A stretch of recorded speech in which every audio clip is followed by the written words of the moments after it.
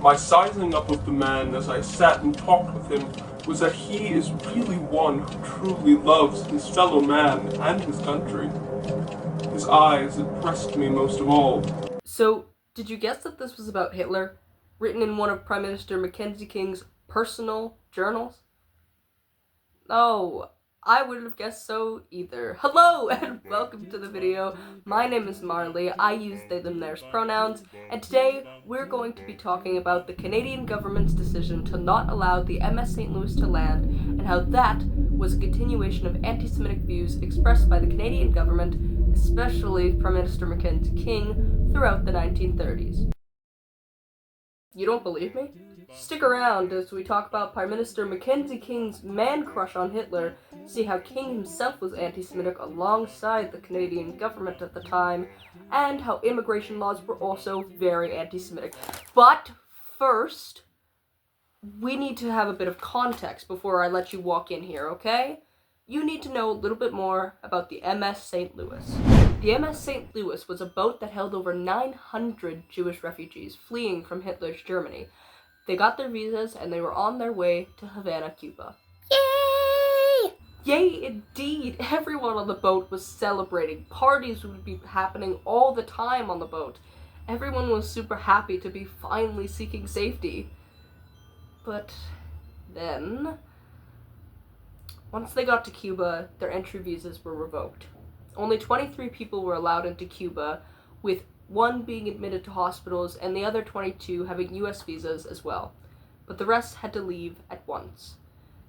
People on the boat wrote telegrams and letters to the US and Canadian government, but yet no matter how hard they tried, they were all denied. People within Canada caught wind of what was going on and also tried to write letters to the Prime Minister, but no matter what they did, he wouldn't budge. Aww. The tragedy, unfortunately, doesn't end there. The MS St. Louis had to return to Europe, but luckily their pleas for safety were answered. Great Britain, Netherlands, France, and Belgium would take them in. Yay? Not yay for long. A year later, Nazis would take over those 4 countries, and most of the passengers of the MS St. Louis would die at the hands of them. Only 254 passengers survived. Story time?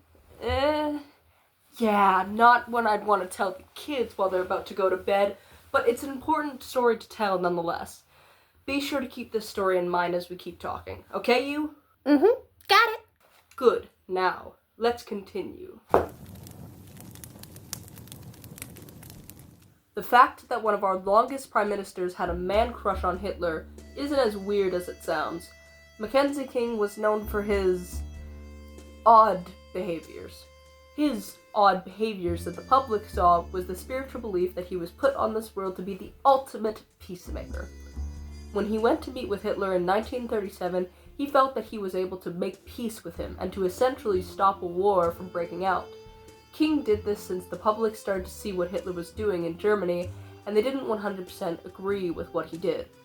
After meeting with Hitler, Mackenzie King had believed that he would never willingly start a war unless he had to, and was not a military threat to the world. That clearly was the right call. Mackenzie King loved to write in his journal, and these days in Hitler's Germany were no different.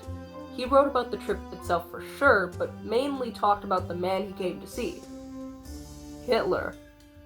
He spoke about how his hands were soft, how Hitler gave a portrait of himself as a gift, and talked a lot about his eyes. Had a sort of appealing and affectionate look in his eyes. His eyes impressed me most of all.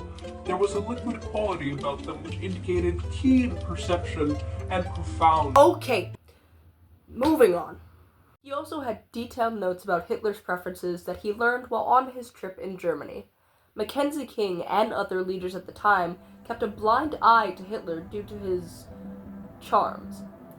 Within 2 years after Mackenzie King and Hitler's meeting, Hitler would eventually complete his taking over of both Austria in 1938 and Czechoslovakia in 1939, and World War II would eventually start in the later half of 1939. With all of this, it would come to no one's surprise that King was the way he was. In those same journals I mentioned earlier, King would write something that, in his own words, made him to be someone who had anti-Semitic views. King wrote, "We must nevertheless seek to keep this part of the continent free from unrest and from too great an immixture of foreign strains of blood. As much the same thing as lies at the basis of the Oriental problem. I fear we would have riots if we agreed to a policy that admitted numbers of Jews." When the MS St. Louis was trying to come to Canada, 41 people wrote letters within Canada to the Prime Minister about the Jewish refugees. Plus, people on the boat themselves were writing letters and telegrams to him as well. Mackenzie King would hold his ground and still decide to not let Canada's doors be opened. Tell me you're anti-Semitic without telling me you're anti-Semitic. Am I right? No? Okay, moving on. At the time of the MS St. Louis, King was on a business trip and didn't have time to deal with the request he was getting from the people who wrote. So he gave that task to the Minister of Justice, Ernest Lapointe, and Director of Immigration, Frederick Blair.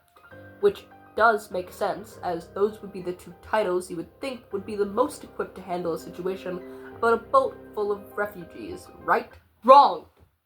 Hence why this video exists. Because of that business trip, Lapointe and Blair were discussing what to do with the passengers on the boat, with Mackenzie King, I'm sure, making points as well, even though he wasn't with them. It's not the best thing in the world when the three people who decided the fate were anti-Semitic at the time.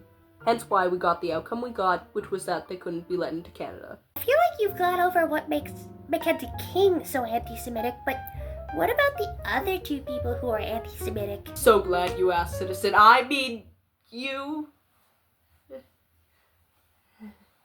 Side note, I don't have any other research on the point, but I do have a ton of research about Frederick Blair, so let's get into that. During the period of Kristallnacht, also known as Night of the Broken Glass, which took place in 1938 for about 2 days, was a time when Nazis broke into and burned synagogues, Jewish-owned businesses, and homes, followed by the MS St. Louis in 1939, which we've already talked about. Canada was getting many more letters from Jews in Germany to request to come here. All were denied because of none other than Frederick Blair. He was the one that made the immigration laws.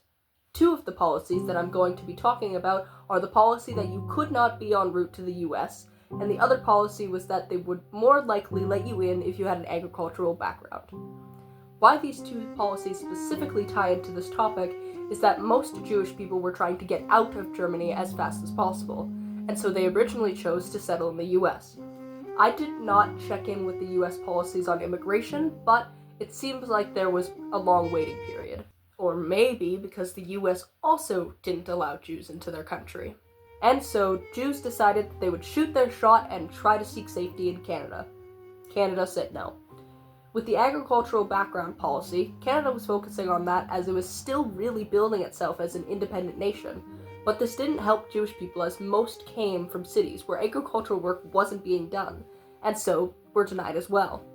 There are most definitely other policies that were completely unjust and were pushed onto immigration at this time as well. As I said before, because these laws were about immigrants, Frederick Blair was the one in charge of creating these policies.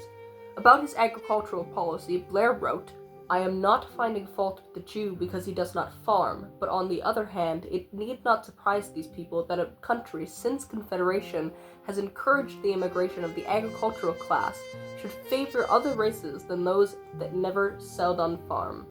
Oh boy, that was definitely not something I thought I'd say. After all this, we all know what happened. World War II.